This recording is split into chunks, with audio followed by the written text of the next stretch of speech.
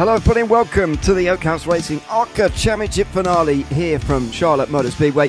134 laps separate Wyatt Youngblood from a championship here this season, as he comes into the final race with 91 points over Elliott Kandra, as the only driver at the moment, with the session as it is, who can mathematically catch him here tonight. And it could even be over with qualifying. It's a very long shot for Elliott Kandra, unfortunately. Wyatt Youngblood might be able to do it with 5 points for pole position, but we'll have to wait and see as we bring you live coverage of this final round of the championship here on Motormouth Broadcasting. I'm Ewan O'Leary alongside Team Biggles alongside me for this final race. And it's another mile and a half, Biggles. It's been 3 to end the season, 3 intermediates to end the season. And you don't always see that. Homestead was the traditional NASCAR finale. Now it's moved to Phoenix. I haven't seen it at Charlotte before. Before that was Atlanta, another intermediate. But we've ended the season with 3 in a row. 200 miles tonight between Wyatt Youngblood and a title, which is looking likely. It is certainly in his hands.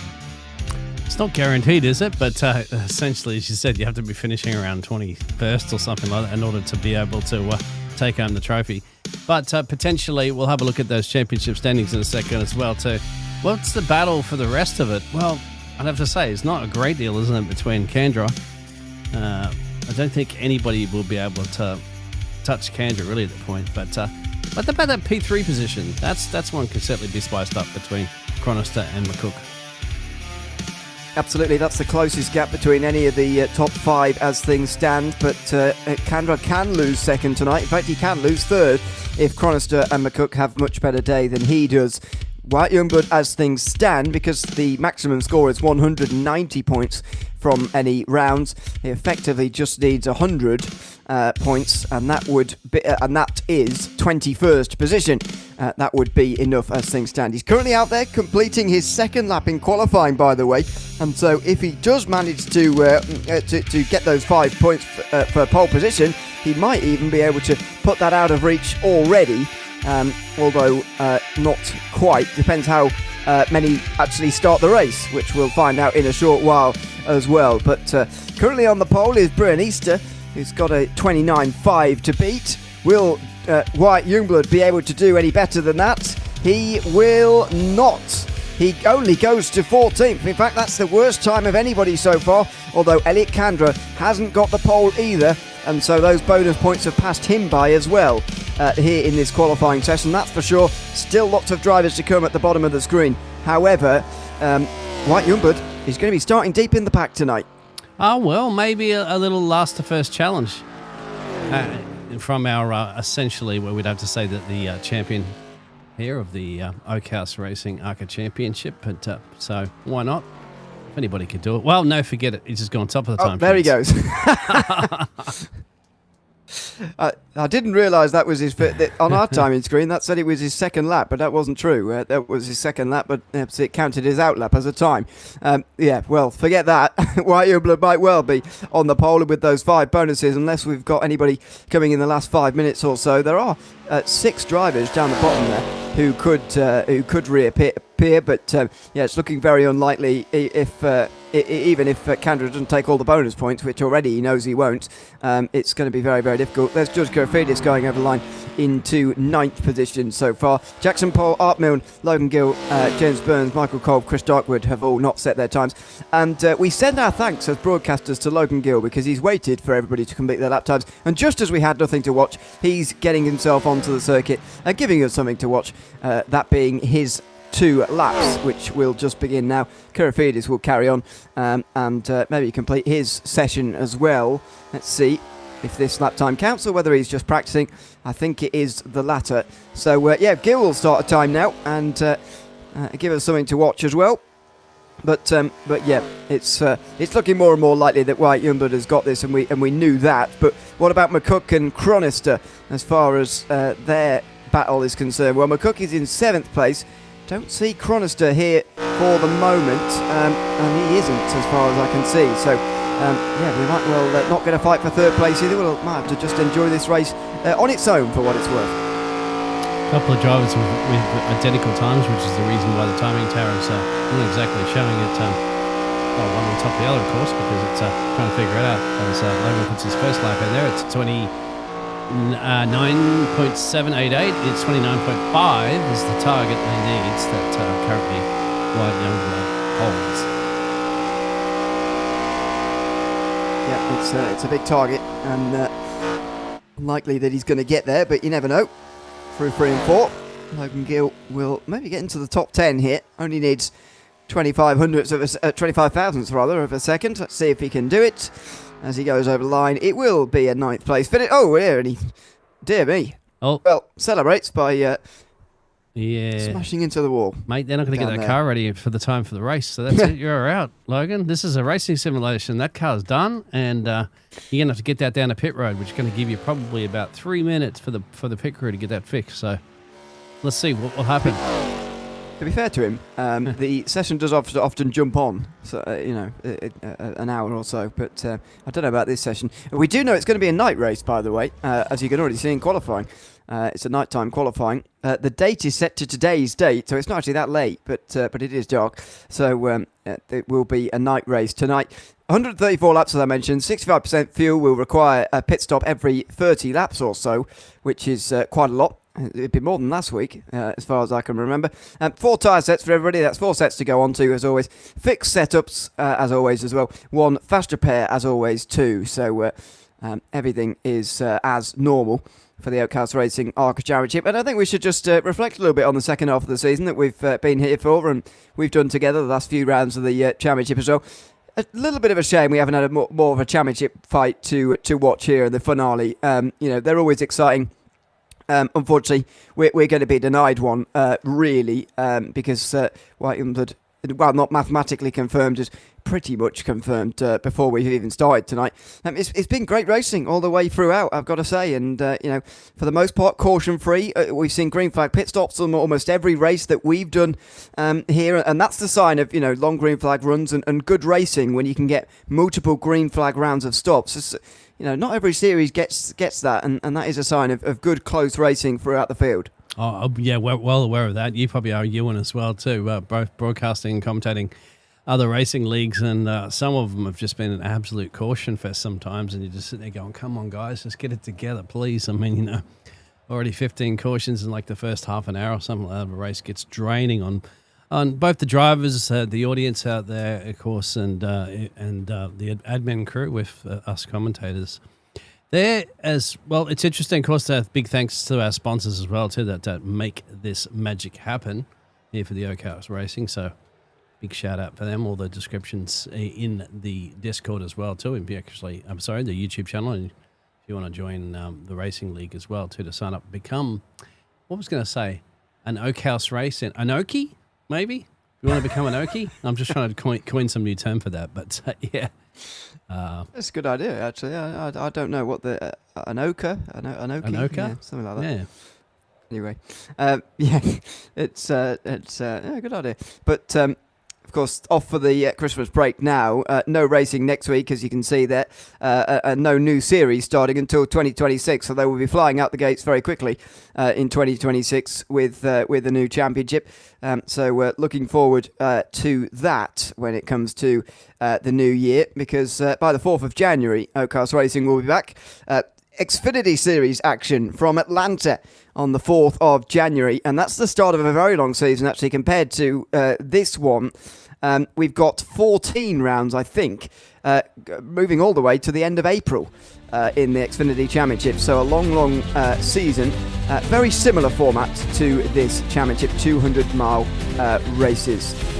Let's have a look then at the starting grid ready for the final race of the season in the Outcast Racing Arca Championship. It's Wyatt Youngblood who's taken the pole and 5 bonus points that will seal him a title. Zach Baker alongside him on the front row with Bryn Easter and Matthew Kleckler on row 2. It's Richard May then next head of Elliot Kandra, who will look to shore up second place, and Jason McCook, who starts directly behind him tonight. Ricky Langton Jr. will be 8th ahead of Logan Gill, George Kurtfidis running up the top 10. John Edwards just inside 2 temps off pole, with John Russo rounding off the front 12 in this field.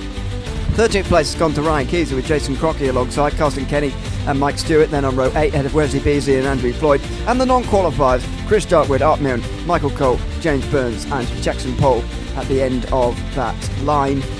Andrew Floyd got in here very, very late, so he will be here, I would imagine. He's only just made it, which is not ideal, I suppose, for him, but it means he probably will race. A little bit more concerned about a couple of the others. Chris Darkwood is in race control tonight, and so won't be racing. Jackson Pole is not yet on the grid, so may not yet be racing either. 64 degrees Fahrenheit on the racetrack. That's pretty much as low as it's going to go, and it's going to stay that low throughout. That's going to help the tyres just a little bit as they try and restrict themselves to those 4 new sets they've got on pit lane, and of course the 5th set, which they'll have to start the race with. And if green flag running, we should have the field should run approximately about 30 laps as well. We will have some new good graphics for some goodies tonight too that we're going to be trialing out there for pit stops and patch ups, some movers and shakers as well too. Thank you everybody for tuning in as well. Ewan should be good. I think Wyatt last week should have he should have actually just not qualified and started from the back, just to maybe spice things up a little bit for the championship, of course. But last week or this week? Last week.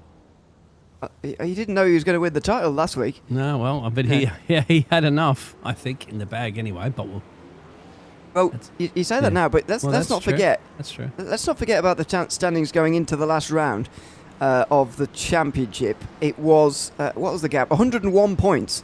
So if he'd have lost, 50 odd. Suddenly this round becomes very, very important. A 50-point gap, by the way, would require you to finish 8th place or better, and suddenly that makes it a lot more difficult. I would agree tonight, maybe, it could have felt comfortable enough to start from the back, because actually there aren't enough drivers starting tonight anyway. Andrew Floyd hasn't gotten on the grid in time, and Jackson Pole hasn't got on the grid at all either. We knew Chris Darkwood wasn't going to. He's in race control again.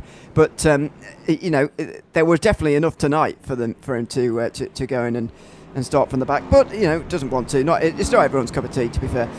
It's fun for us to watch. I quite like doing it as well if I'm racing against the computer on iRacing. But make them start on wet tyres, because you don't have them exactly. racing. All that sort of weird stuff.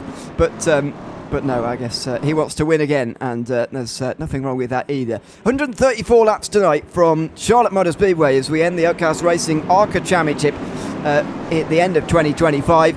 It's a nighttime race as we bring the sun down on another season in the Arca Championship. Green flag in the air. We're racing in Charlotte. Let's get them up to temperature, boys and girls. Easy go.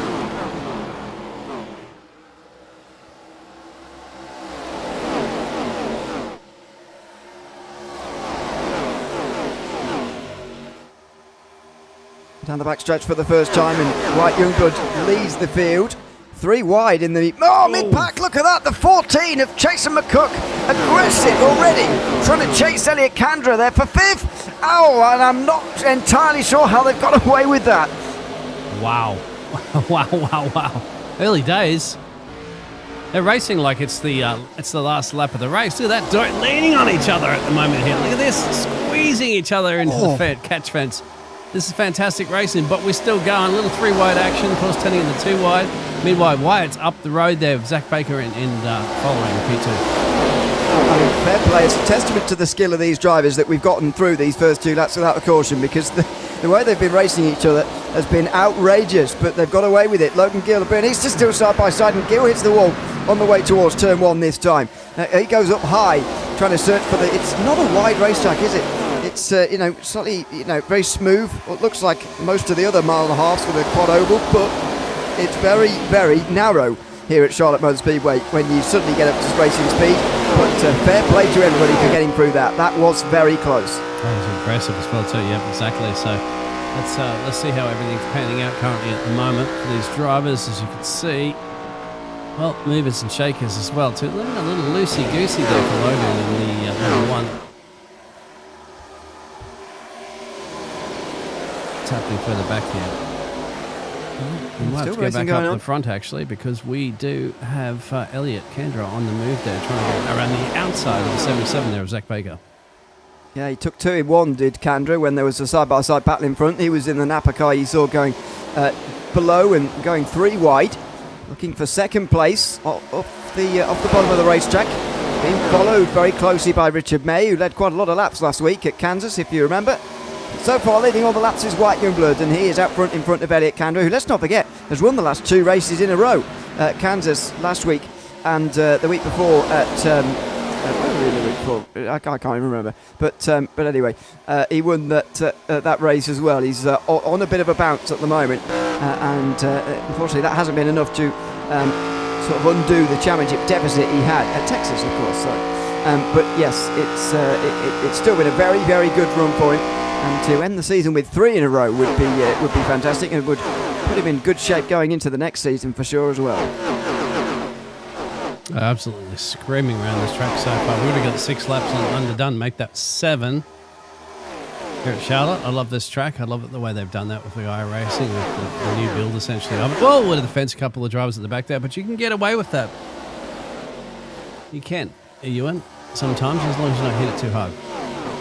Yeah, you've got to make sure you don't hit it too hard, but you can get away with it. Side by side, a little bit further back, and speaking of side by side, he's been side by side the most and moving through the most. Well, it's pretty even across Logan Gill, Jason Truckee and Art Milne, who are all in line to gain 5 places there so far, although that's not quite done yet. Side by side here between Gill and Baker, as Logan Gill tries to hold off Zach Baker, losing position. He was running second, let's not forget, Zach Baker, where he qualified early on. He's getting run around the outside by a lot of drivers at the moment.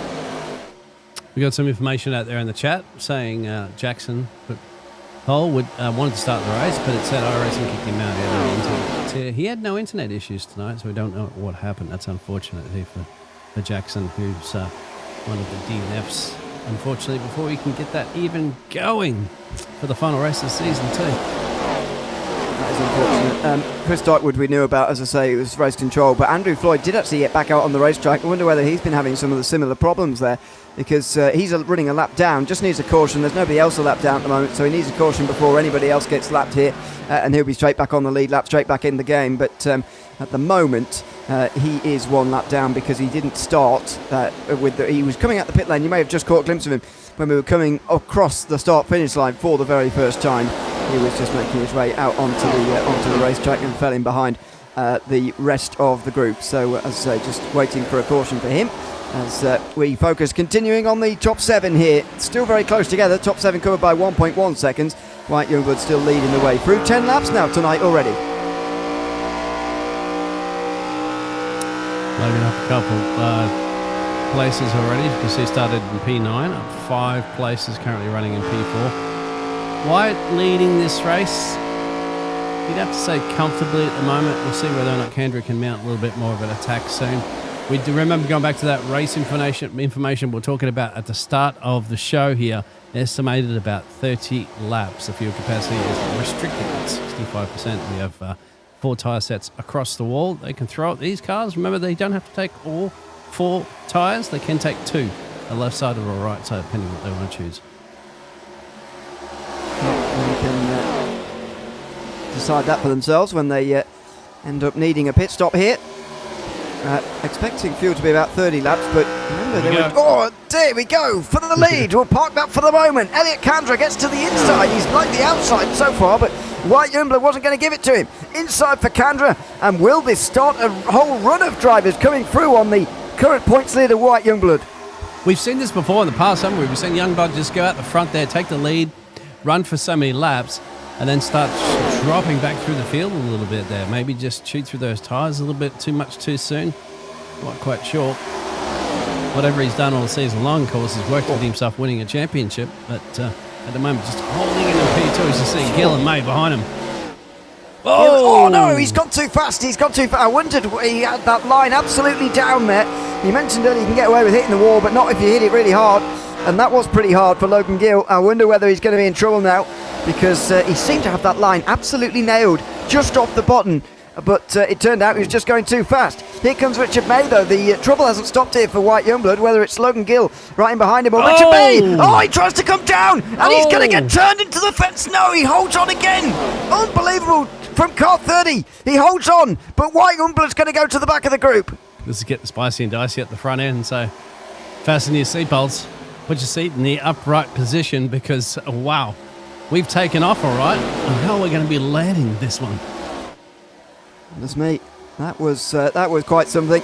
Richard May versus Zach Baker. Meantime, continues for second place. as we approach halfway in this first fuel run of the day. What I was going to say before that all kicked off is that you really need to be, if this race is going to be, long green flag runs, you kind of want to be getting to 33 laps or so. But that might be quite difficult. We're already a second off of best times as far as tyre drop-off is concerned. There's the fastest for 5 laps. Brian Easter most consistently, excuse me, running at just below the 30s, but I bet if we looked at the last 5 laps for these guys, the averages would be a bit higher than that, because there's the fastest 5 right now in the order. Just starting to, and they all change again because they're all coming over the line. Just nobody going below 29 nobody going below 30 seconds now, because this tyre drop-off is happening just a little bit. Baker and May, though, are helping each other to catch Kandra. On these straights, there's a real benefit to bump drafting like that, and Elliot Kandra's under pressure at the front. Okay, Kandra's been used to this one at the moment, going up to the high side, just trying to save those tyres a little bit so that you're basically not letting the car scrub as much as May's going to have to commit to the inside, which means that May will be using a little bit more of those tyres. You can see now Elliot is happy to ride off the wall at this point, just to save those tyres. You see the exit speed always comes down when you're very much on the high side. Just forcing Richard May to either work for it, go on the inside there, or just tuck in behind, which is what he's elected to do. Now Elliot is coming back down on the inside stripe. Here comes Richard May again. Kandra doesn't want to let him to the inside again, though. And Richard May forced up high here in the 24 car. He's not going to squeeze Kandra. He's going to run his own line here, not far off the wall. Can he stay alongside? No. Kandra will be able to take the normal racing line out of 2. And here comes Zach Baker meantime. Is he going to go for a move, or is he going to help May, as he has been for quite a while now? He's been happy to let Richard May do this sort of bulldozing here in second place, but I suspect if the 24 car got to the lead, he would try and follow through on Elliot Kandra. Now, bulldozing in Arca cars, never heard that one before, but it's interesting. For clearing snow, obviously. No, they were bulldozing off the track earlier. It probably is snowing here in Charlotte, I'm quite sure, but not the virtual world. No, thankfully. I know it's been snowing up in the north north of America. I don't mean Canada. I mean I mean the country. Yeah, well, yeah, it is, of course. But yeah, in places like just where the football has been today, like Chicago and Ohio and all those kind of places, a little bit further north than where we are here today. It has been snowing and it is very cold up there at the moment, but I think it would be okay down here, but it would be a pretty chilly evening, that's for sure. Lap leaders tonight, White Youngblood is not far from being overtaken by Elliot Kandra, a few laps away. Not that it really matters between these two. They've both picked up 5 bonus points for their troubles, and these bonus points have put White Youngblood out of touch already of Elliot Kandra, because he has a 91-point championship lead going into today. What this is doing, though, is helping Elliot Kandra hold on to his second place in the championship from McCook. He's now 80 points ahead as far as it goes on the road, because it was 75 at the start of the day. It's now 80 because he's got those 5 for leading laps, and he can take all 5. He can take 5 for the most laps there as well, if he continues on at the front in the 09 car. I think that 11 he's ticked off at the moment there for laps led there for Elliot.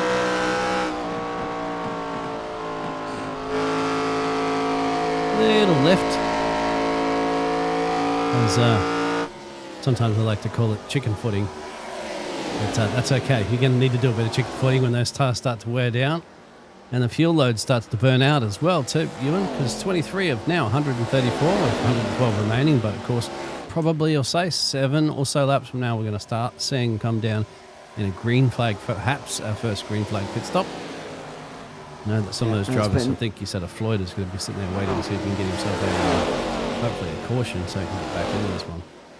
Yeah, but the problem is he's going to get. There's other people getting lapped now. So Wesley Beasley is here, and Kandra goes past. Oh, dear, and May really had to sneak in there to not get boxed in there, and they lap Wesley Beasley. So now it gets more complicated for Floyd, because they'll be scrapping for the first car. 1 lap down.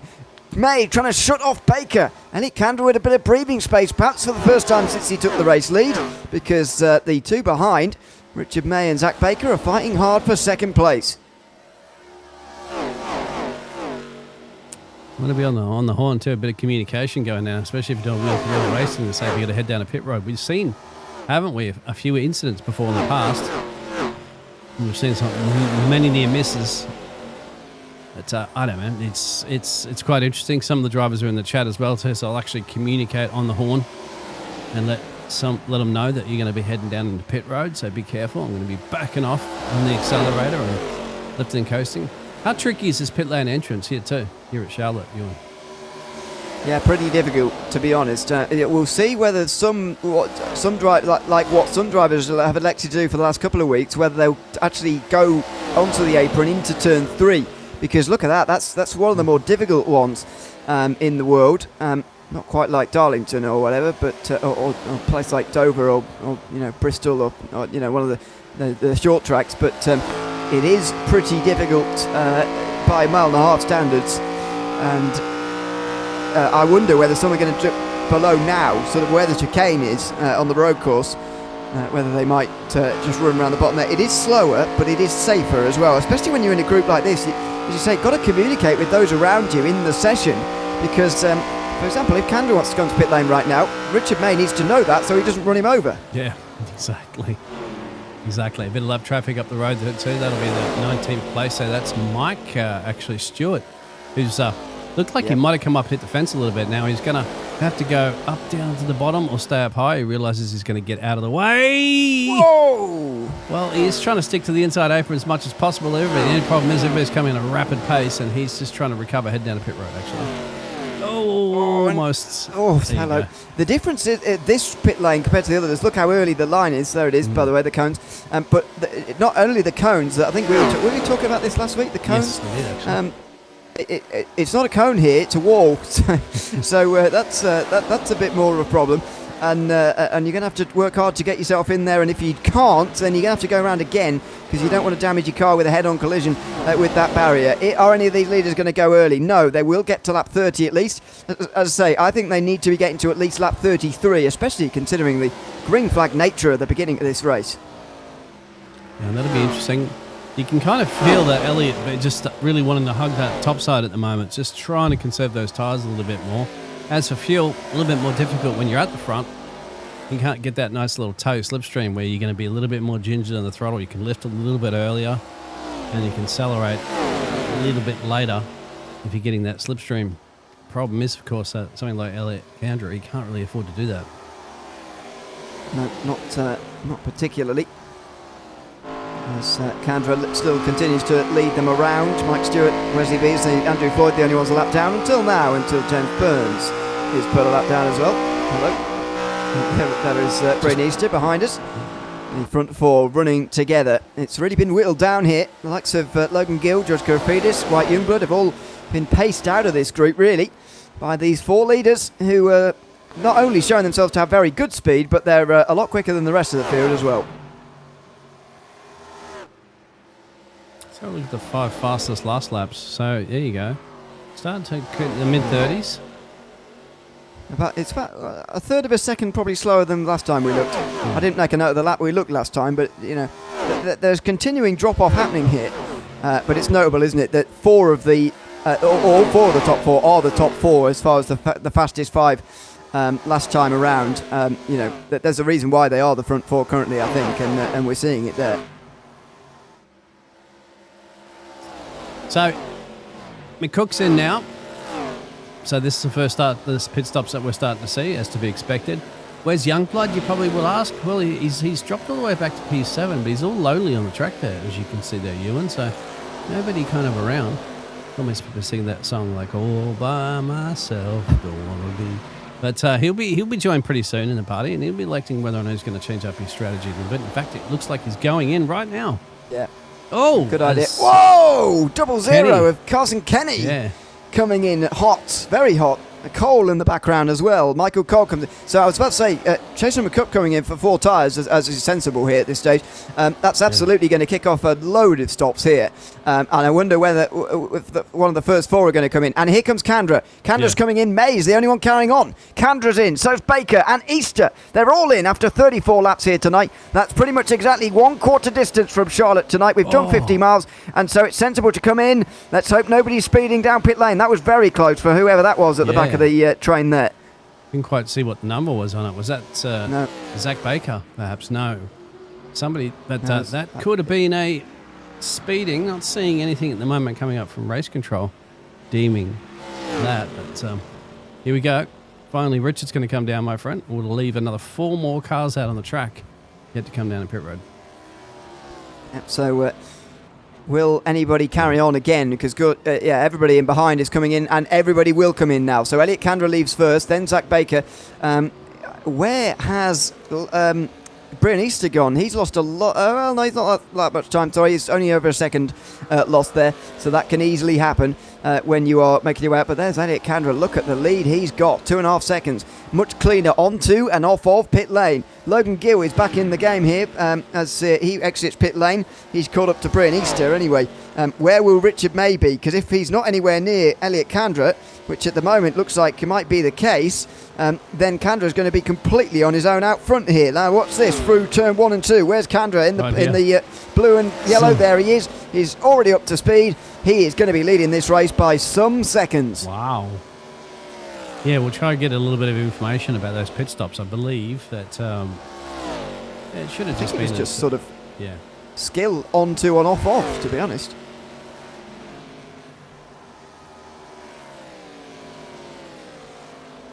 I don't really know.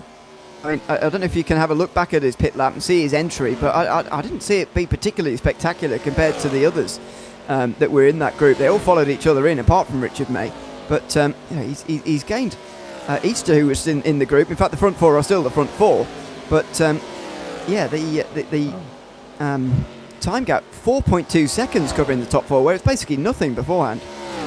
Well, if that was fuel only on 2 tyres, we've only got a guesstimation here on our new little pit stop information here. You would? Yeah, I think that it's likely to have been 4 from everybody, to be honest. We might need to adjust the assumptions a little bit to maybe down to 14 seconds because very quick pit stops, but most of the field have been 14 seconds or less, and I suspect they've all taken 4 tyres because you get 5 sets for the race. We're over a quarter of the way through the race. It absolutely makes sense, I think, to take 4 tyres there, and I think they will have done. Although we'll see. Indeed, I'm very sure of it actually as well. Zach Baker's just set a personal best. Yeah, we'll get that figured out as well too, because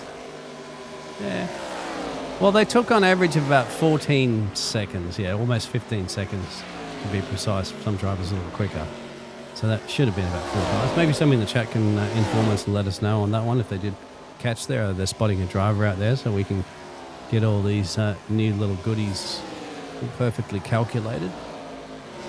Unfortunately, iRacing don't actually give us information about that. I think we were speaking about that in the green room earlier. They don't tell us who's taking tyres or if they're doing repairs. We know they've got a meat pool, of course, that they're going to have to be doing repairs, but we don't necessarily know if any of the drivers have actually hit a wall out there and they've actually elected to use some of that time to do some of those, not compulsory repairs, but just any of those tiny little repairs that you generally do under cautions. A lot of drivers will come back down and do that over and over again, chip little bits of repairs out each lap, so they can still remain on the leading lap. And that does make it rather difficult, doesn't it, really, for us to figure it out. So we'll try our best for the moment, but trying to get a handle on that. It's a good thing to have and try and nail down, because it is very difficult for us to remember who's done what sometimes. So we'll try and get that absolutely down. Richard May versus Zach Baker is going on for second. Brian Easter versus Logan Gill is going on for 4th place. The top 5 still covered by 3.5 seconds, but look at White Youngblood over 10 seconds off the lead. In a bit of a group, George Karafuji's gone to the back of it. Carson Kenny's wild pit entry has actually gained him a lot of time. He probably nailed it better than anybody I saw actually in the 00, and he's now challenging the points leader for 6th place as we go on board here with Logan Gill looking for 4th.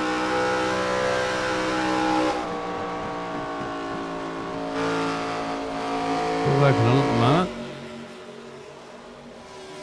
Thank you all tuning in at the moment on both networks that we're simultaneously casting on. Streamily casting. I know that the word streamily is in the dictionary. You don't want to play Scrabble with me, would you, Ewan? No. Streamily a word. We'll be arguing about the dictionary. It's in the Australian one. Yeah. Ricky Langton Jr. meantime has made his way up to 11th place in a pass on Matthew Kleckler further back in the 7 car.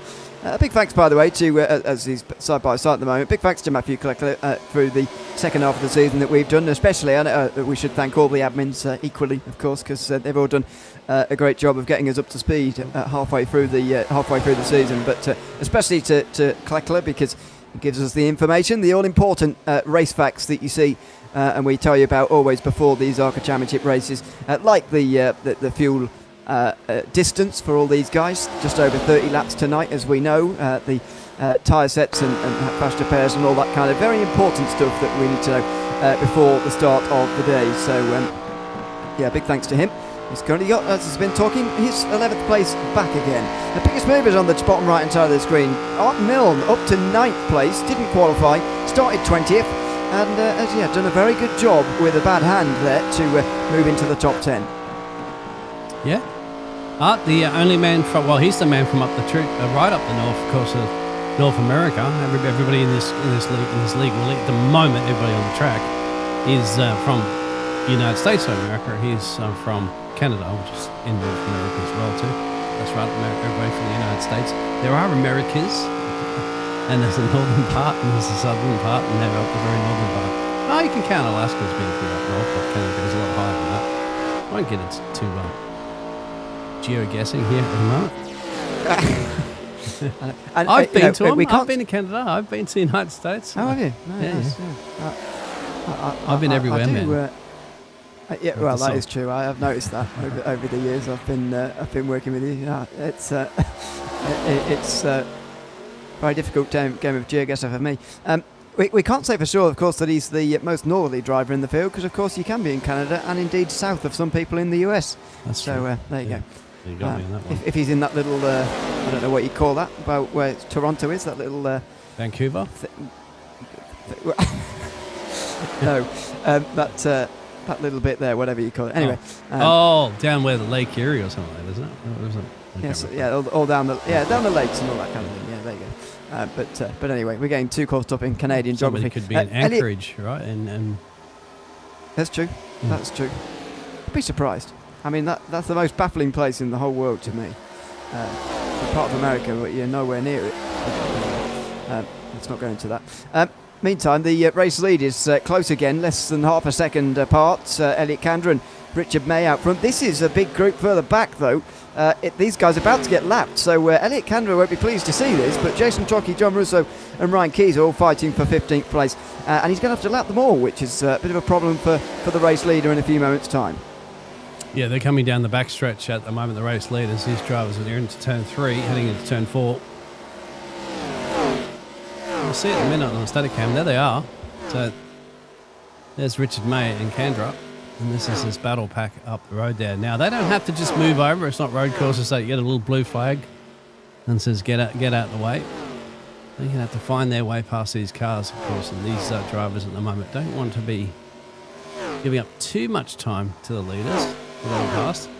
But usually it's a sign of respect, isn't it, to say, all right, you guys are clearly quicker and we can show that information as well, too, as the fastest 5 last laps for the drivers. And, well, it's not necessarily the leaders, though, Ewan. No, it's but one of the leaders who is closing in very quickly is Richard May, and look at him here. He started the stint almost 3 seconds behind Elliot Kandra, who's either been taking it very easy or is showing a deficient in speed compared to Richard May in that 24 car, who's looking to lead laps again tonight. He's already led, I think, 1. Oh, and the 91 car comes off the bottom of the racetrack. Down the bottom there, Mike Stewart going 3 laps down now for him. Unfortunately, he's having trouble tonight. His last pit stop, by the way, was 55 seconds. I wonder whether he sped on pit lane all those laps ago, but it doesn't matter particularly. He's a long way down back in the pack. Richard May is looking strong, I've got to say. When he was running on his own anyway, he was tearing into the gap of Elliot Kandra. Now he caught him in that air. We'll see as they make their way around turns 3 and turns 4 to see what sort of times that they're even Stevens on now that they have to deal with a little bit of traffic. See the rear end just starting to wave out a little bit. The Kandra, a 54 of 134. We're getting closer, of course, to that second pit stop window coming up. He's blinking. It's not really shouldn't be too much of a problem with Richard May, because he's not close enough. Otherwise, he'd just be Richard would be going, "Where's that toe? Where's that toe?" The car's not there anymore. All of a sudden, I've got a big ball of air coming at you. Yellow. Whoa! Here's our first caution. Oh, caution! 53 laps green at the beginning of this race, and we've got our first caution. It's Michael Cole, who's down in the grass off of 4.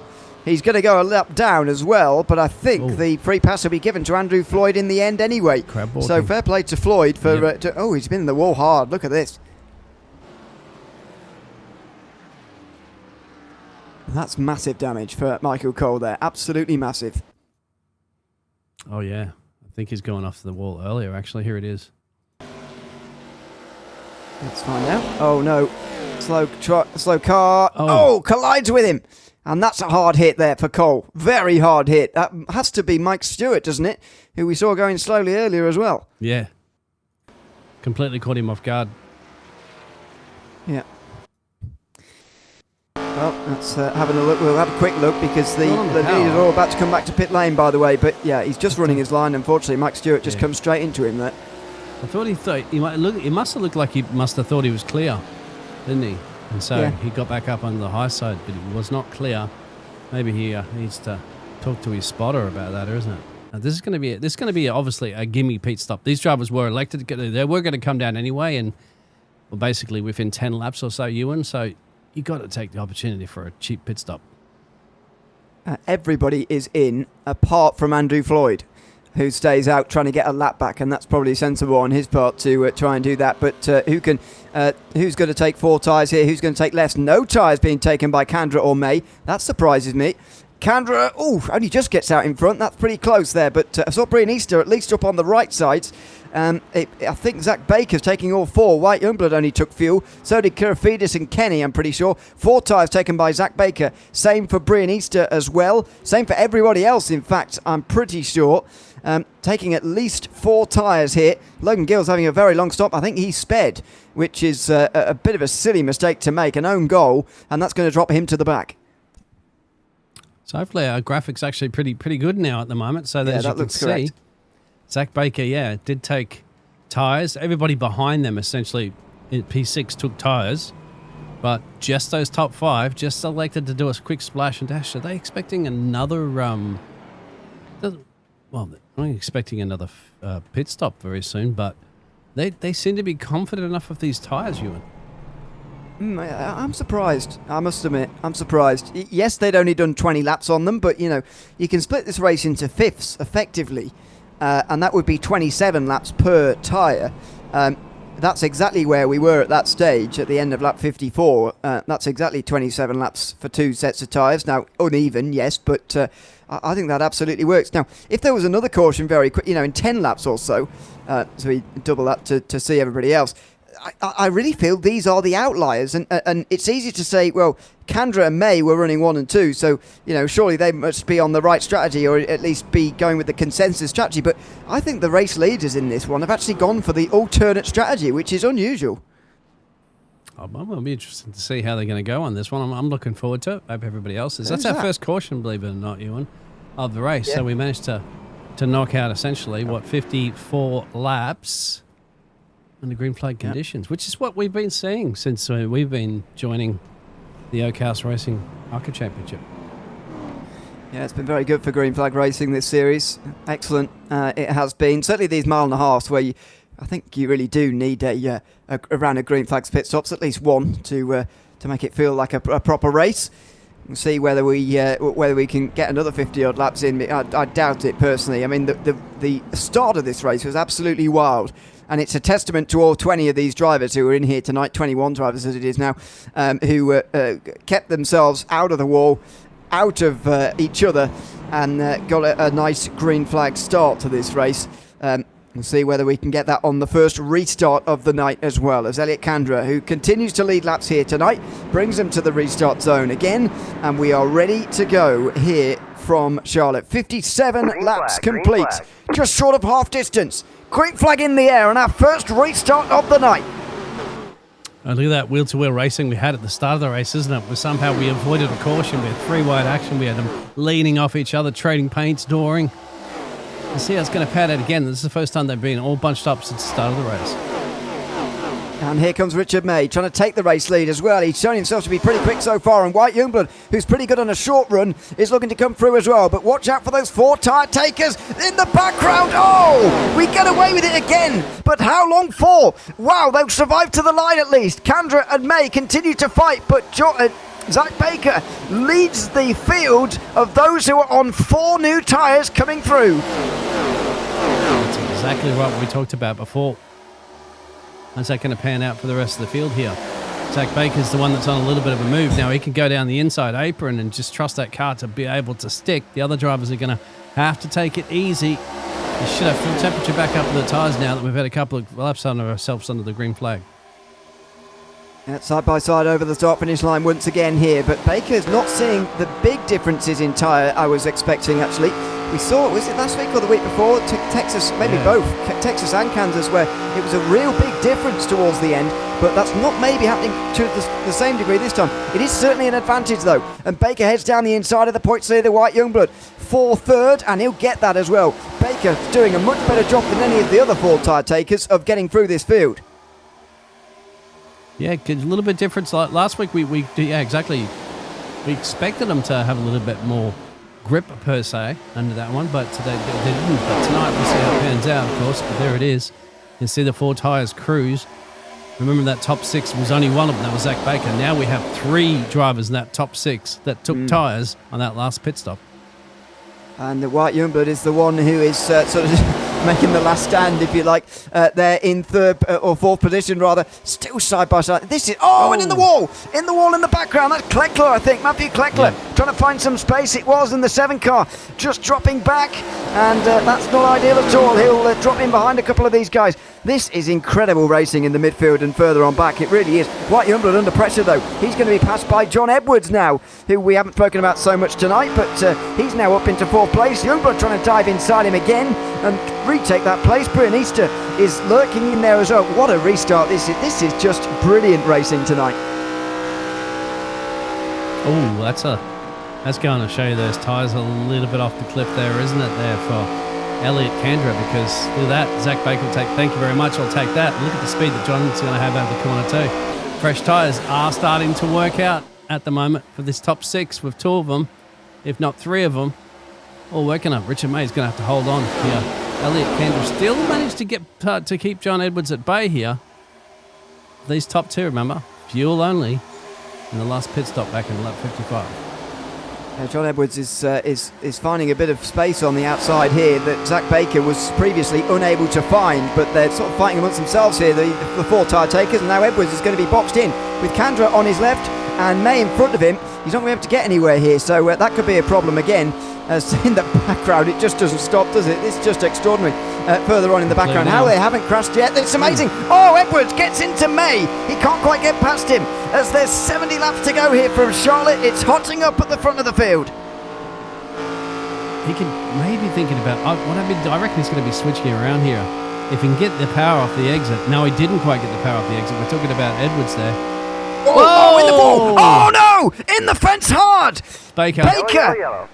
And oh no, Baker in the 77 car in the wall, and also dropping down the field there. Who was with him? Looked like Kandra was involved initially. I don't know if he actually spun all the way around or whether it was just Baker who spun to the inside. But Kandra was certainly on his inside. Now, did Baker come across on him? Yeah. Oh no, sorry, he got put into the wall by Edwards, and then everybody else run him over with nowhere to go. Oh. How did Kendra survive that as well, too? Very lucky. It didn't absolutely turn him.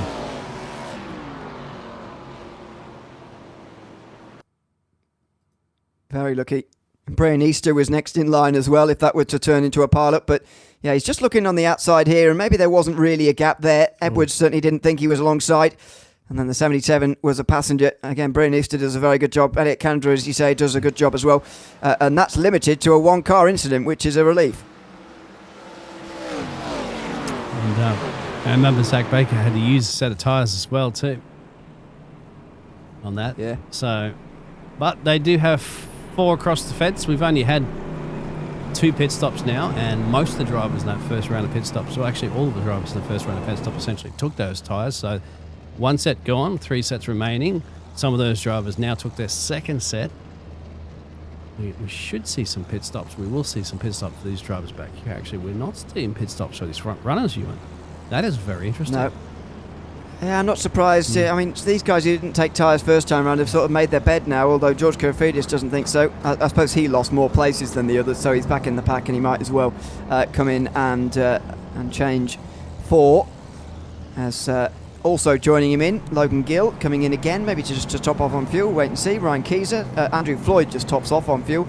Zach Baker is still in pit lane for some reason, hasn't taken his fast repair, and is going a lap down now. Kurfidis takes what might be 2 tyres there, and Keyser only fuel.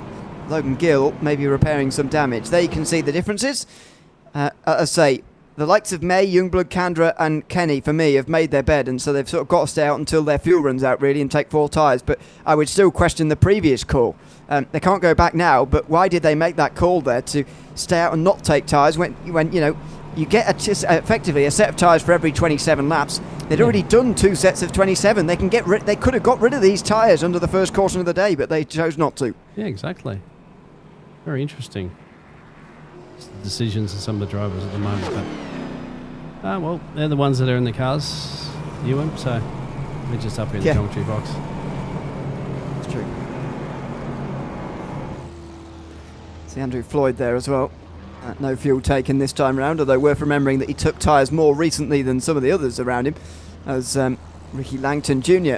comes into the pit lane as well, maybe to top on fuel as well. But that's a real shame. We already know Michael Cole's having some long repairs damaged at the moment, but Zach Baker as well, unfortunately, is having some very, very long repairs as well here.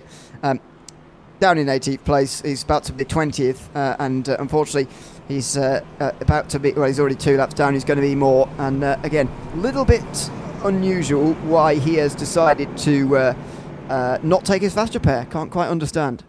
Yeah, the drivers are entitled to the 1 fast repair in this series. So you want to, well, we're essentially over halfway through this race at the moment, aren't we? Give or take 67 laps remaining, 68 laps done. So, yeah, you'd want to take it. Ricky's down there and getting on the damage clock as well, too. So, yeah, that list on the bottom right, by the way, is of drivers who've finished repairs and are back out again. So Mike Stewart and Logan Gill still, and Logan Gill's properly still in this race after taking 100 seconds of repairs so far today, trying to not use his fast repair. I think he was already at the back anyway, and so decides to do that. Ricky Langton Jr. doesn't seem to have come back out of the pit lane again, so we've got some guys further back who are not returning at the moment. Let's hope they do a little bit later on, but that's just going to thin the field out a little bit as we have a look at the race recap on half distance. We are over halfway now tonight, over 100 miles done here from Charlotte in the Oakhouse Racing Arca Championship finale. Here comes the restart zone again. Richard May for the first time in control of the field, and we are back under green for the second restart of the night in Charlotte. Re-rack 'em and restack 'em. We're going motor racing again for the finale race of the Oakhouse Racing Arca Championship season. And all the drivers going to be deserving a little bit of a Christmas break as well too, and then back at it for next season. Absolutely. I'll tell you a little bit more about that maybe in one of the cautions or at the end of the day. As we go on board with the points leader, White Youngblood, on his way to a title here tonight. He confirmed us that. He was confirmed of that some time ago when he got the pole position here, and the 5 bonus points for that, and 5 more bonus points for leading a lap tonight as well. But Elliot Kandra, who's been his rival, especially for these last few weeks of this season, is right behind him with that no tyre strategy. Here come the 4 tyre runners again, getting themselves warmed up. Brian Easter leading that line in the 5 car. Kendra's always a danger, as you're aware as well too. Tyres with no tyres for those drivers, they can drive the absolute pants off these machines. We've seen them do it before. We got out there, White Youngblood for the R2R Esports. Let's lock up the champ. He's already the champ, my friend, out there. Just by, as what Ewan had mentioned there before. So, Adam's just going to be racing, of course, to get that race win. It's always good to hold up the final trophy, of course, in the final race. Oh, Easter! Spun out by McCook and in the wall hard. The 5 cars in the wall hard. And we stay green. We stay green for now. Brian Easter has to come. Oh, he hasn't made it into pit lane. He wanted to, but he realised there was a car coming through thick and fast, so he had to lift off in that one. Thankfully, it'd be very painful for him right now, of course. He's go all the way back around again, but could have been a lot worse. That would have definitely been a caution if that car would have got into him. Yeah, it definitely would have been. And, well, we get away with it somehow. Not entirely sure how, if I'm honest. Over the line for another lap. Front 3 on the fuel-only strategy. Continuing on and continuing to run well. We'll see what McCook can do now from 4th place, but yeah, I wonder what he'll be feeling about that instinct, because it was his contact that sent Easter into the wall. A quick recap of it. Well, that's up there after effect at the moment anyway, so we got can't really show you too much about that. A glimpse of it live. Yeah. Trying to get in there now. Bring it home. Whoa! He's below the line. He shouldn't bring out the caution here. The snap steering wheel as well too there. Yeah. He'll have to use his fast repair unless he's accidentally used it already.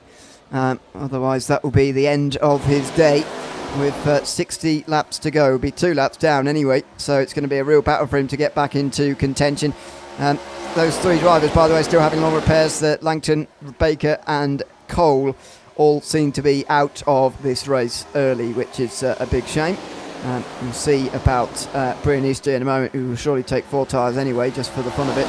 But nearly 3 laps down when he re-emerges in a few moments' time, if indeed he re-emerges at all. Still, Richard May leading this race, coming up towards the end of 75 laps tonight. And Elliot Kandra putting that pressure on. Oh, look down the inside. This is a bit further back from Logan Gill, scything his way through the field. Look at this, up to 6th place for him now. Yeah, we saw that before for Logan. He doesn't mind getting his hands sturdy, getting some overtakes done.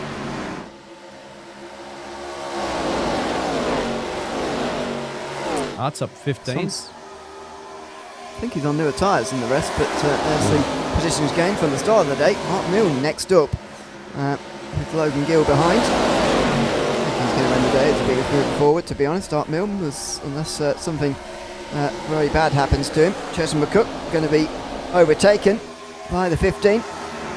And up high, 3 wide is it for the number 1? No, he'll have to duck back in. It goes up the racetrack a little bit, does McCook. And here comes Art Milne. He'll be up into 4th place. This is a battle of those on new tyres, by the way, who are sort of staring each other into the abyss, as it were, and letting the field-only runners get away. Round the outside for Logan Gill, who's still trying to get past these guys.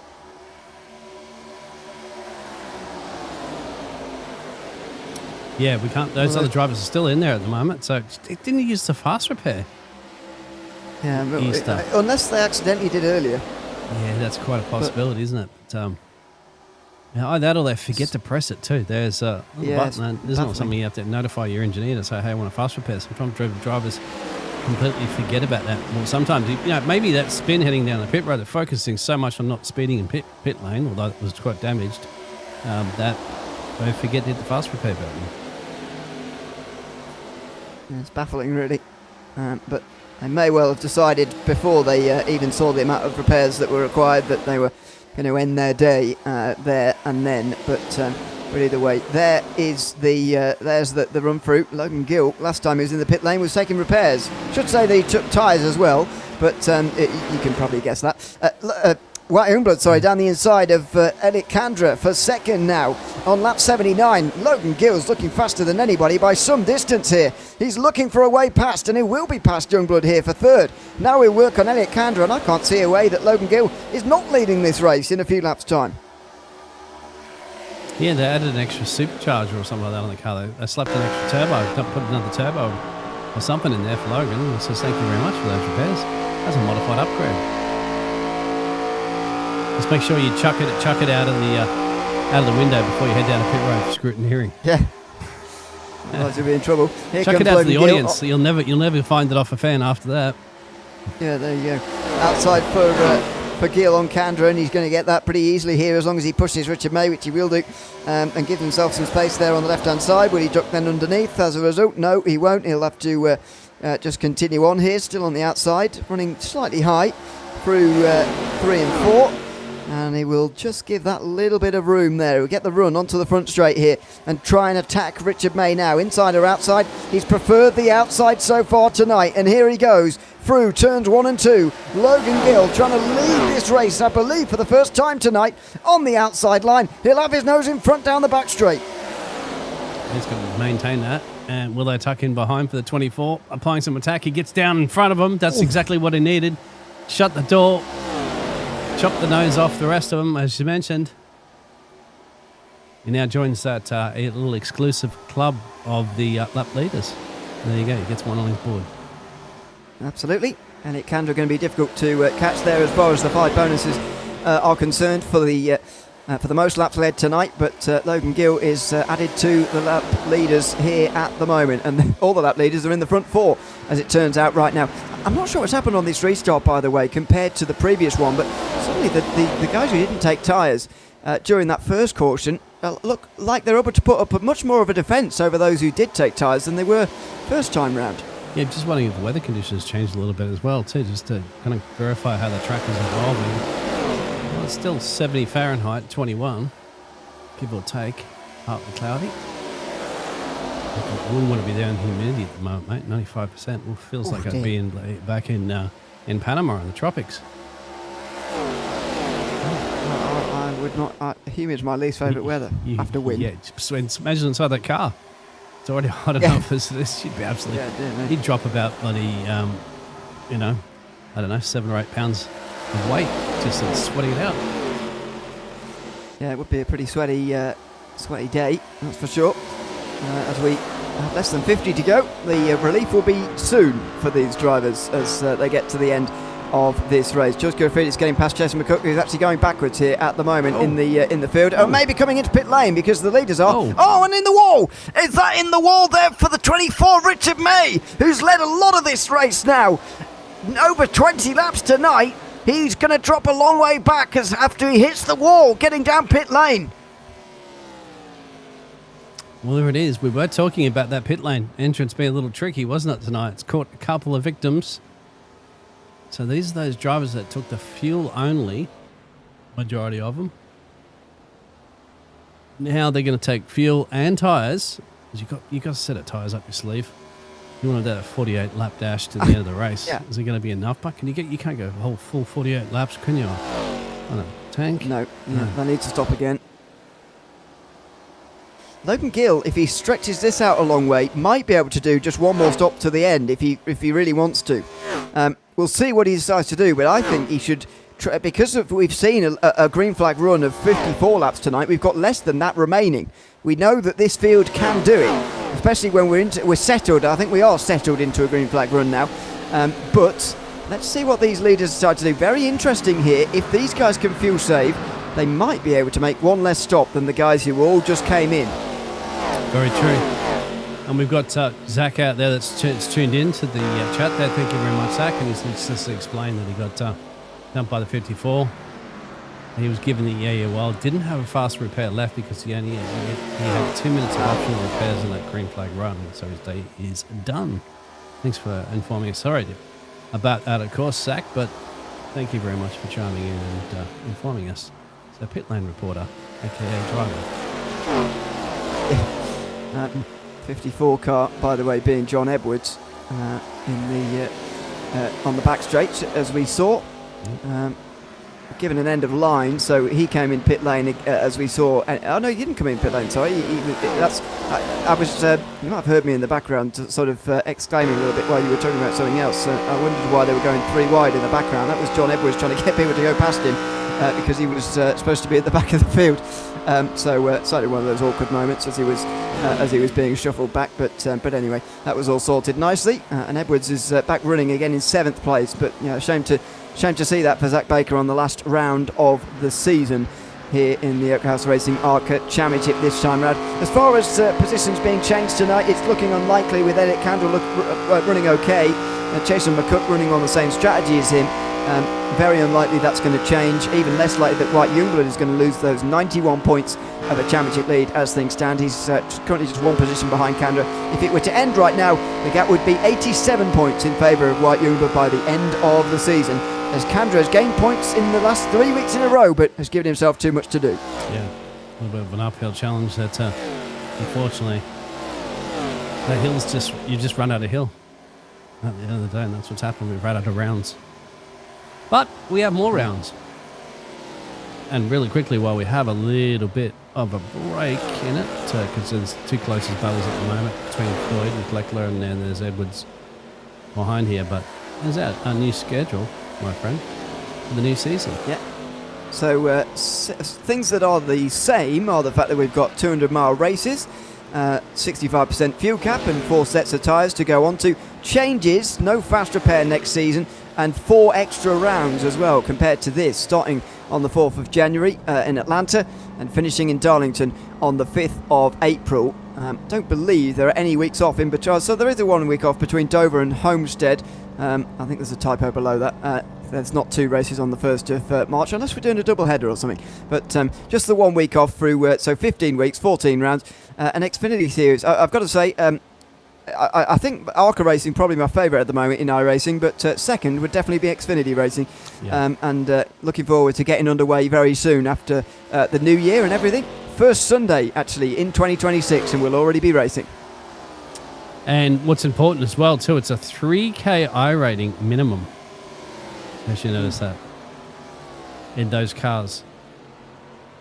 At the moment in the Arca cars, we have quite a few drivers at the moment well under that minimum 3K. But of course, that's for these class of cars and not for those particular Xfinity class of cars as Art's in. Art Milne, says Matthew Kleckler. Let's see just how far these guys at the front can go here, because they've not even done 30 laps yet, these guys who are running at the front, and we're already less than 40 laps to go. So I think if we're seeing a long green flag run, Logan Gill was leading the race anyway, but I think he could very much actually be making a pit stop less than the rest of the field if indeed he can save enough fuel here. But very difficult to save fuel on your own. What he really needs is someone in front of him just to slipstream off of and help him. It's not sort of super speedway style. You wouldn't be able to save that much fuel, but you can just be a little bit careful on the throttle here. Let's just see if he is being a bit more careful than normal. What you do is to turn the car off as well. I've seen drivers do that. Just literally turn the ignition off, let it coast a little bit and turn it back on. Biggles, by the way, sorry. I should, Zach Baker's correction is that said 3K maximum, not minimum. Which is, my apologies. Makes more sense. Yeah, there you go. All right. Wow. Yep, thank you. Makes more sense.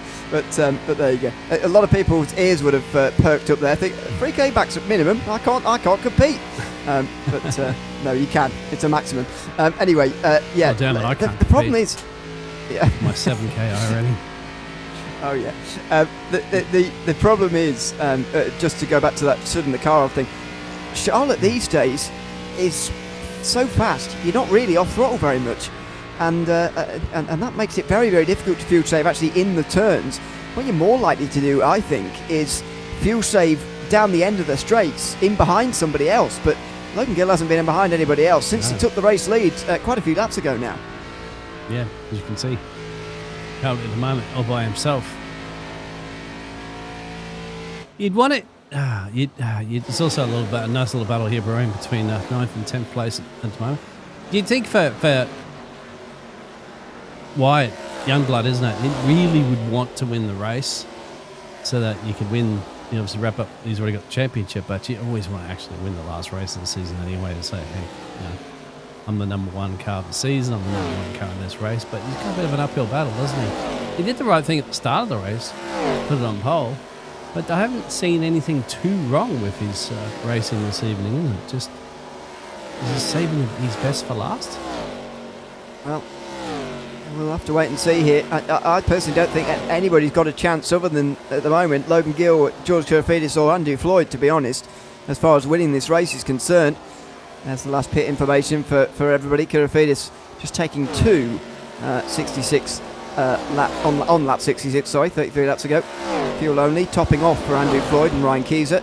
And Logan Gill will have topped off on fuel while he was making those repairs as well. As he now comes in, 34 laps to go, he can make it to the end of the race. We've seen 34-lap race stints already in this race. So if this is a green flag race all the way to the end, I think Logan Gill is the overwhelming favourite here in Charlotte. Yeah, I think stretched it out as much as possible. 34 laps remaining in this one. Ryan's going to come in as well.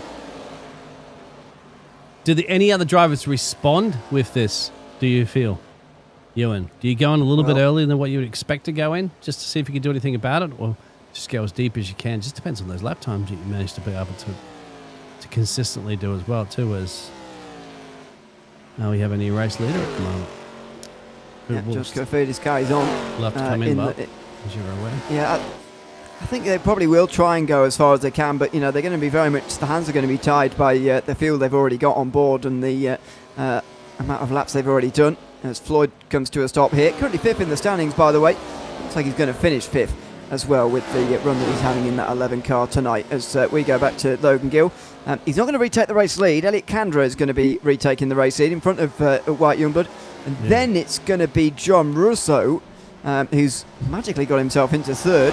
Richard May's going to be fourth. And then it's going to be Logan Gill, who's in the middle of a big group. And to be honest, he doesn't even really have to fuel save very much anymore. So I think he'll be absolutely fine now to just ride his own race. The big thing for Gill is to hope nobody else calls the caution, and don't cause a caution yourself, because I think he's well on his way to winning if that is going to be the case. See if George has taken tyres, which he is, yes. So get the information updated. Let's have a look at the last 5 laps there, my friend. So they're back doing those 29s again. At least Art is, and Logan. Yeah, those on new tyres will certainly be below those 29s, but that's going to be another disadvantage for the likes of Kandra and Youngblood, and Richard May actually is going to be under a lot of pressure here from Logan Gill. There is the battle for third place. Careful! Oh dear, close for third, and Gill to the inside over the start-finish line. That's Richard Mays, remember as well. Whoa! Exactly. I think that's the driver looking to head down the pit road, isn't it? The inside there, at least get out of the way. No, they didn't. But, to get out of the way, definitely. I'm not sure who it was, though, to be honest with you. It looked like 17, but we don't have a 17, so it can't be. I don't know who that was, but I think they were trying to stay out of the way, really, on the way towards turn number 1, rather than anything else, but ended up, to be honest, more getting in the way.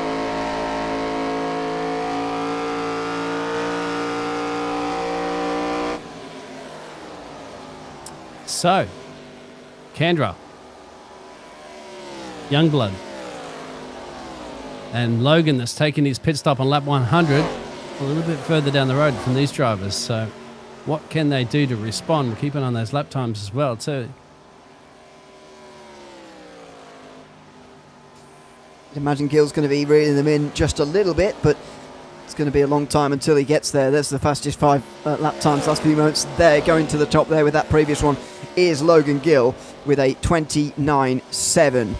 Should just thank a few of the sponsors, by the way, before we get to the end of this final broadcast of the season here in the House Racing Arca Championship. Thanks for coming on board all throughout this season to Bar 2, to Fatboy Fabrication, Vitch Metals as well here this season. It's been great to have them on board, and thanks to everybody behind the scenes, sponsors and everybody else who've made this series possible here this season. As the final stops of the season for more drivers are now commencing. Elliot Kandra leading them in, Richard May into pit lane as well. A little bit cleaner this time than his last time, of course, which lost him so much time, as we saw. It's a good on the front hood of this one too. Not quite tough. We've got Frosty the Snowman at the moment for the cook. Oof. That's right at the racetrack. Yeah. Art There it Milne is. straight through. Let's see. I don't know what that is at all. It No. looks like he's still got a Halloween livery on 2 months late.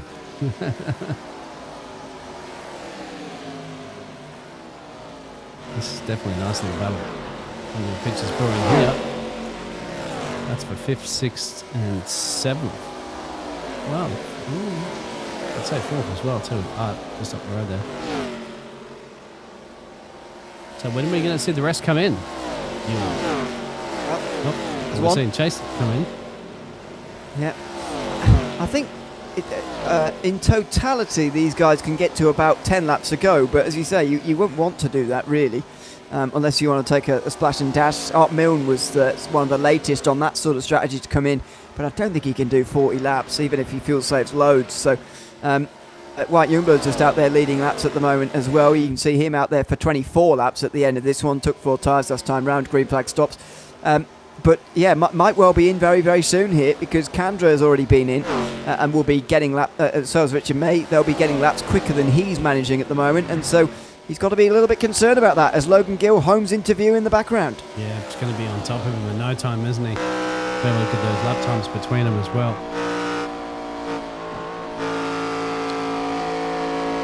Doesn't go in this time around, Youngblood. There's a bit lane entrance, but as you can see, look at that. We're taking half a second out each lap. I don't think Youngblood doesn't. That's not to make it easy for Logan, of course, but Logan's not making it easy for himself, getting right up on the gearbox too. Youngblood, but he should zip on by there with very much fresher tyres. As I said, the one objective that Logan got here is not to cause a caution, and he has been getting quite close to a couple of drivers around at times here tonight. So we look at the 5 drivers who've led laps tonight.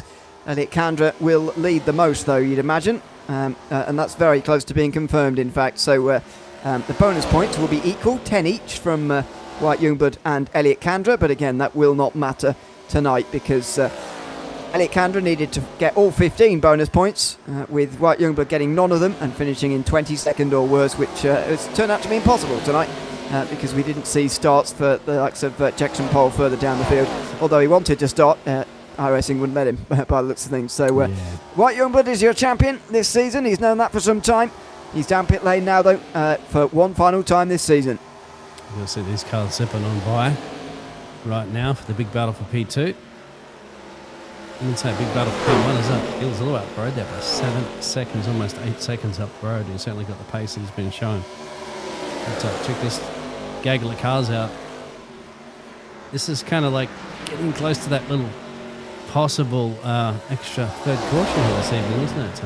If this goes a little pearl-shaped. Well, somebody in the background was going a bit pearl-shaped. Who was Not that? sure who that was in the fence in the background, but yeah, this is the biggest group on the racetrack at the moment for second place. Only one of these drivers can make it to the end, and that's George Kurafidis in the yellow, who's just gone down the inside there and up into second position in front of Art Milne. Oh, someone come out the pit lane. That is White Youngblood, I think. Yeah, it is. Coming out pit lane, a lap down on these guys, and certainly way down on Elliot Kandra, who's the first driver 1 lap down at the moment. But this is a huge group that Kurafidis is now going to try and get clear of, and in the background, is that Richard May, I think, just in behind, trying to unlap himself. So there's all sorts of people on different laps back here. This is the hot zone right now, my friend, of this race.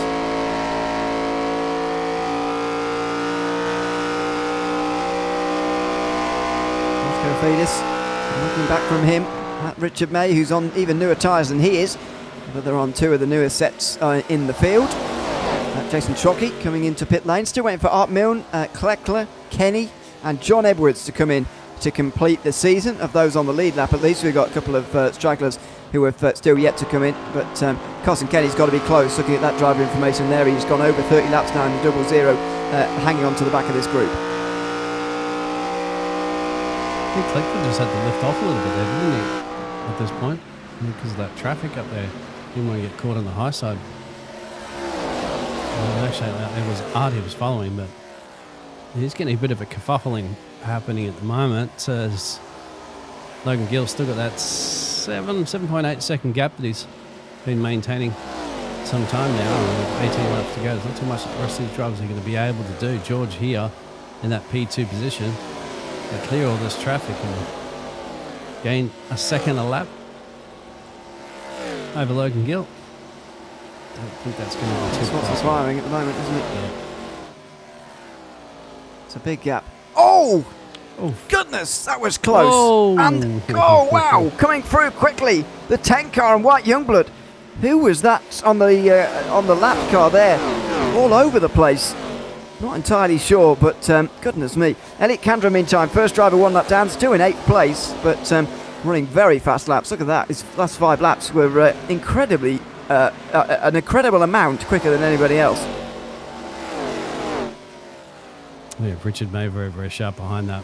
So none of these drivers essentially, none of those drivers essentially in the top 6 of this race. When they're fastest 5 for 5 laps. It will get slower as Kandra goes on, as you see there, the thing adjusting. But this meantime, that was the battle for 3rd place. This is between Youngblood and May for 10th, as things stand. Not what you expect to see from these two, actually, the 24 car and the 30, but they've just been out-strategized by those at the back of the field here tonight. Yeah, considering Youngblood qualified on pole, May qualified around P5, wasn't it? Around that position. It's 5th. 5th, yeah. 5th. And now they're side for side, stride for stride, with 15 to go. Absolutely door to door in the final race of the season. Isn't that George coming up behind them pretty quickly as well? It is. It is indeed, yeah. But they tried to unlap themselves with him. So, but he seems like he's got the pace on him anyway. He's catching them. Well, he will do well. They're side by side like this. This has been going on for a couple of laps now, and they are slowing each other down. I think they are faster than Kirifides normally, but as I say, that they're running side by side and they are slowing one another down at the moment. Oh, Youngblood's got to hold the inside line. Nearly didn't there. Elliot Kandra right round the outside and moves. May ran the outside, I should say, and moves to 9th. Distracted because Kandra moved up a position. That's because of a stop for Carson Kenny, and so Kandra's up to 7th. Matthew Kleckler also into the pit lane, still waiting for Art Milne to come in as John Edwards also makes his final stop of the season. And these guys are just having some fun, aren't they, for the final race of the season? I think they realise that a podium might be a little bit out of reach here at this point, considering, man, that second step on the podium looking tonight is just sitting back, relaxing and enjoying this little battle up the road between them. It certainly is. That is a nice position for George Kirifides to be in, it looks like here, as he sits in behind. Second position, he's never going to catch Logan Gill from here unless he gets 3/4 of a second a lap. Very, very difficult for him to manage that, but it would still be a great second place finish if he were to get there by the end of the day. As the fastest 5 at the moment. Those who are down towards the back and have recently pitted are understandably quicker than the rest. Yeah, Youngblood and May, which he can see up the road there. But look at George. He's still managing to be up there. He's still averaging those 30s. Well, it's keeping up with him. And he'll be happy that well, he'd be happy to try to put another lap on him, wouldn't he? But we'll put a lap on him at the moment. As where's Logan? Who has put a lap on him? Of course, our race leader. 10 to go. I mean, this has just been. Maybe I've just not done very many races recently with mile and a half races that have such long green flag runs and so much strategy to unfurl. But this is what happens when we don't have stages in this series, and that's a good thing, I think. And we've got long green flag runs. So this can never happen in the modern sort of stage racing sort of thing. Somebody pitting towards the back, like Logan Gill, George Kirifides, topping off on fuel effectively under a caution where none of the leaders came in because it didn't make sense to at the time. Yeah. Now all of a sudden, you wonder whether they should have. Only a few of those, Gill, Kirifides, Floyd were 3 of the back 5, I think, when this race restarted again, whatever lap that was, at the end of the second caution. And now they're 1, 2 and 3 in this race. They're going to finish 1, 2 and 3 if it stays green. I mean, you just never get that in the modern stage racing. And it's a testament to these guys for long green flag runs to create these sort of extraordinary circumstances that we've seen here tonight.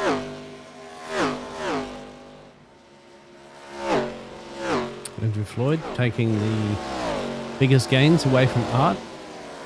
He was holding that for some time earlier. You got to give it to Logan Gill, isn't it? So he's just done an absolutely fantastic job here for the number one car in the number one position. Even though the gap's down to about shy of 7 seconds now, it's still a plenty with 7 laps to go.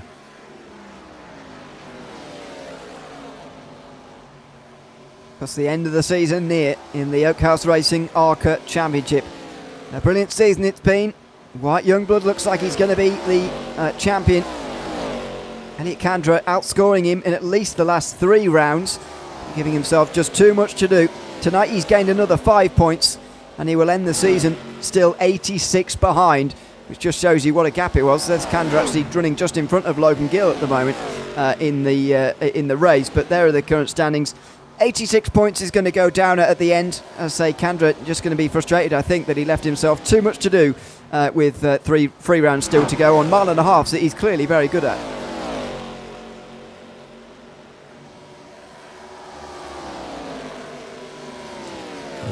Thank for the Oakhouse Racing Series, and we do appreciate everybody. Once again, on the information in the description, if you want to be a part that we were speaking about before of the Xfinity Series, that's a 3K I-rating cap, that's right, so it's not a minimum of 3K, it is a maximum, just to make it a little bit more fun, even Stevens for everybody, of course. $20 entry.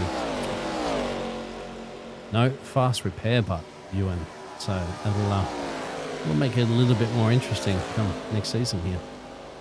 You have to be a little bit more careful. And how's that for a first round, by the way? Atlanta. You normally see it as Super Speedway to begin with, but Daytona obviously is the normal place to begin. We are there 4 rounds from the finish. How's that for an unpredictable round as we're getting onto the championship stretch, by the way, as well. With just 4 races to go, you go to Daytona. But yeah, an interesting place to start from Atlanta. I've got to say, I don't think I've seen a series start there before on the newest of the Super Speedways. Yeah, I don't think either, but that's good that they switched it around a little bit. Interesting to have Darlington to be the last round too.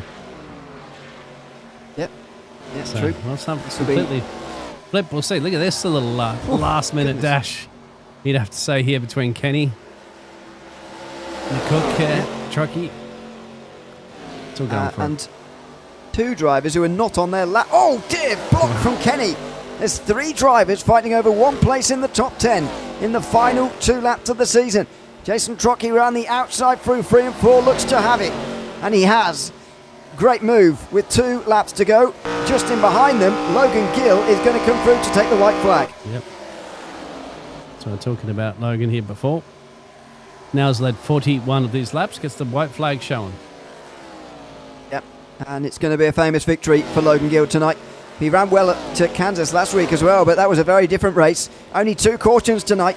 A green flag run of over 50 laps to begin with, and a green flag run of over 60 to end.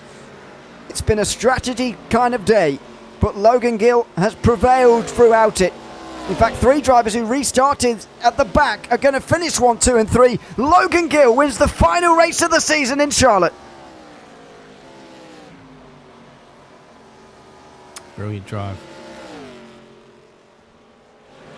Brilliant strategy. That's the key too, isn't it? Yeah, Ewan, as you were just talking about, it's all about that strategy play at the start of the race, and it's paid off brilliantly for Logan. And look who zoomed past him there. White Youngblood is your champion in the Oakhouse Racing Arca Championship by 86 points at the end of this season. He will come through to take the donuts as well as Logan Gill. Maybe they'll do some together. The odds were very much stacked against Elliot Kandra coming into these last 3 rounds, and he gave himself an awful lot to do. White Youngblood was consistent and clean throughout the season, which allowed him to just get that little bit of sliding space towards the end. These two getting in each other's way slightly as they try and do simultaneous donuts. Hit from Charlotte Motor Speedway. But White Youngblood's your champion, and Logan Gill your race winner in the final race of the season.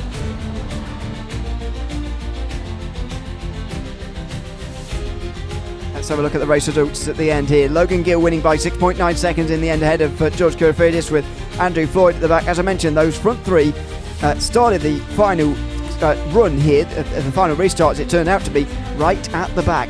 Elliot Kandra, 29 seconds behind, just on the lead lap in the end. White Youngblood, 1 lap down, will be champion from 5th. Richard May, Ryan Keezer, Matthew Kleckler, Art Milne and Jason Trockey rounding out the top 10. He got just past Costin Kenny and Chaser McCook there, who were at the end. McCook couldn't overhaul Kandra's advantage, although that was very unlikely. Chaser McCook will end this season in 3rd place in the point standings. John Edwards, John Russo, Wesley Beasley round out the top 15, with James Burns 5 laps down with Mike Stewart. Brian Easter got back out onto the circuit after his big incident in the 5 car, if you remember. 8 laps down in the end for him. Ricky Langton Jr., Zach Baker, Michael Cole did not get to the finish. Jackson Pole didn't start, and Chris Dartwood was in race control tonight here from Charlotte. Let's have a chat to race winner tonight, Logan Gill, who joins us now from Victory Lane. Logan, congratulations on winning the final race of the Arca Championship this season in the 1 car. Just tell us about that strategy call, which effectively has won you that race, along with other things, of course. Why did you decide to come in at the 2nd caution when almost nobody else did? Oh man, well I just had a feeling, we weren't going to get another one. I just had that feeling, that first stint was really clean, and then I just had a feeling we weren't going to get another one. So I said, screw it, come and take tires. No one else was, and I just played out in my favor. How do you view those as a driver? There's so many leagues nowadays, and in the real world now, with stage breaks and cautions being thrown at specific laps these days, that mean that green flag runs like that aren't so possible anymore. But as a driver, how do you tackle these races where there are very few cautions like tonight? Oh man, you just got to strategize and keep your head up and keep going, because you never know how it's going to play out. Could play out in your favor, could not. So luckily tonight played out in my favor. And how do you sort of look back and assess this season now? This is the final round of the Arca Championship, signing off with a win. How do you sort of reflect on it? Well, it's my 2nd race here. I think I got 2nd last week, so I'm really looking forward to the next season for Xfinity. We're going to be, me and my team are going to be coming out swinging hard. We look forward to seeing you in Atlanta in 2026. But for now, Logan, thanks very much for chatting to us, and congratulations on the victory tonight. Thank you. Thanks very much. Logan Gill wins tonight from Charlotte in the 1 car. That strategy call winning him the day. Let's have a chat to the champion as well, who finishes 5th tonight. Wyatt Youngblood joins us now as well. Wyatt, congratulations on a title in the Oakhouse Racing Arca Championship tonight. Tell us about the emotions throughout the night when you were sort of figuring out the point situation and what you needed and didn't need to do tonight at Charlotte. Well, the pole was a really good addition to tonight. That extra 5 points gave me some confidence that I could win this race, or not win the race, but win the championship. So that was exciting. And then my goal was really just to sit inside the top 10 all race. I wasn't trying to battle for the lead or go for the win or anything. But yeah, I'm so glad we came out of this with a championship. This is my first league championship, and I'm also the first champion in Oakhouse history. So yeah, that's exciting. Very exciting indeed, and congratulations from us on that as well. What would you sort of, looking back on the last 11 weeks and 10 races, say is the big moment? Because Elliot Kandra has finished ahead of you the last 3 weeks in a row, but you had a massive points lead on him and others to fall back on. So what were those sort of key points in the season for you? The biggest point in the season was Martinsville. I was able to lead 198 of 200 laps, and I ended up winning the race. Condra wasn't able to show up for that one, but even if we did and we beat him, we probably would have still had the same outcome. So, yeah, Martinsville was the biggest point of the season for me. Well, congratulations again from us. Anybody you'd like to thank for this championship before we let you sign off? Everybody at Oakhouse, topspeedgraphics.com, Crown Security, and everybody who helps me race. And thanks so much, Wyatt, for chatting to us throughout the season that we've been here for anyway. And congratulations again on the title tonight. Thank you. Thanks so much. That's Wyatt Youngblood, your champion in the Oakhouse Racing Arca Championship here from Charlotte. As you mentioned there, the pole position points in the end, putting an already very difficult task into impossibility for the 09 of Elliot Kandra, who finishes 4th tonight. Finishing 2nd tonight was George Kerfidis, who can join us now as well. George, welcome in. Congratulations on a 2nd place run tonight. 7 seconds off the win. 2nd place is not something two statistics you can often say together, but talk us through that strategy call that effectively gave you that top 3 here in the final run tonight.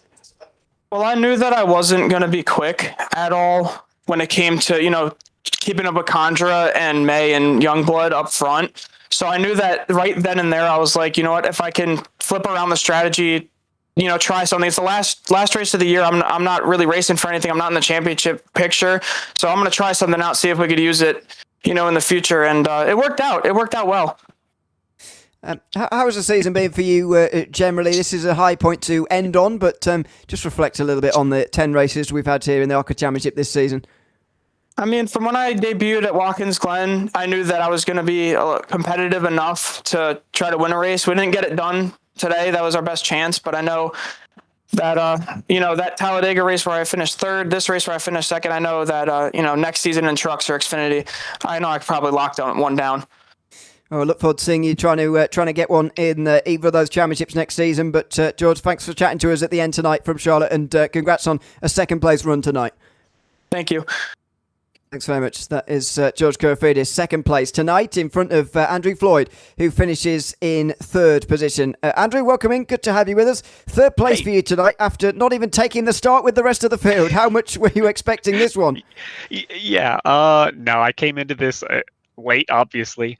We had stuff going on with the family, took the kids over to Nana and Papal's, and we had Christmas cookie stuff, and got home as fast as we could so that I could get in here, and thankfully was able to at least get on the grid and take off. But fought as hard as I could, tried the best pit strategy as I could, and I'm super thrilled with that third place finish. Absolutely thrilled. And with Ryan Cronister not here tonight, I think you're moving to fourth place in the overall standings as well, if I'm not mistaken. So how do you sort of reflect on this Arca Championship this season? It was a great season, a lot of fun, a lot of good clean racing, some not so clean racing, but had a blast this year. I missed last week with family thing as well, and just thrilled to be finishing, I think, top 5 in points this season. I mean, that's a great run for anybody, I think, but super happy with that. Yeah, indeed. Congratulations on a top 3 run tonight and top 5 in points as well, Andrew, and thanks for coming to chat to us at the end as well. Yeah, appreciate it. Awesome broadcast this year. I want to thank you guys for that. Really appreciate it. Thanks very much. That's Andrew Floyd, third place tonight from Charlotte in the final round of the Oakhouse Racing Arca Championship. There's your final race results. Unusual race results, you've got to say, Biggles, but long green flag runs tonight, which, have their benefits, that's for sure.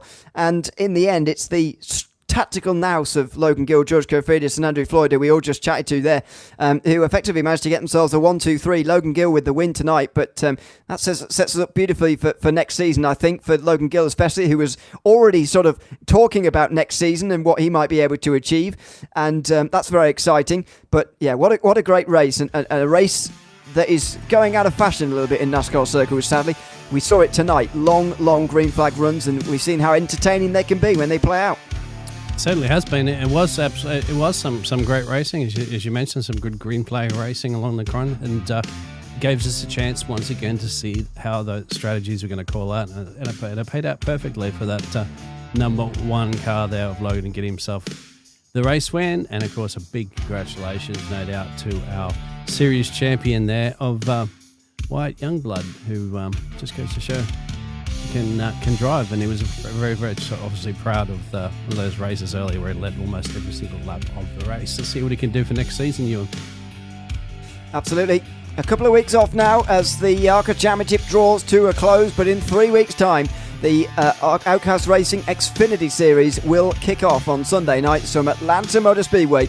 A super speedway to start the season, but not the one that you'd expect to see. Good to see a mixed up calendar. Normally the some NASCAR series anyway can be run in the same order as real world, which is not always the best. So we mix it up a little bit here. We'll be going to all kinds of different racetracks, from the super speedways of Atlanta and Talladega and Daytona to the short tracks of Phoenix and others like that, etc., and the intermediates like Kansas, which we only saw a couple of weeks ago here in this series, and a penultimate round from Charlotte before the final round at Darlington as well. It's going to be a great season with just the one road course again, this time from Sonoma on the 8th of February. So make sure you join us for all of that. It will be live, as always, on the Motormouth Broadcasting YouTube channel. I'll be here anyway on Sunday nights for that for the series, and very much looking forward to that Xfinity series. coming up, as I say, on the 4th of January. Very much hope that you'll join us then, but for now, from all of us from Outcast Racing, it's very Merry Christmas, have a Happy New Year as well. We'll see you on the 4th of January. I've been Leary alongside Team Biggles tonight. We'll see you for the Xfinity Series next year. Goodbye for now.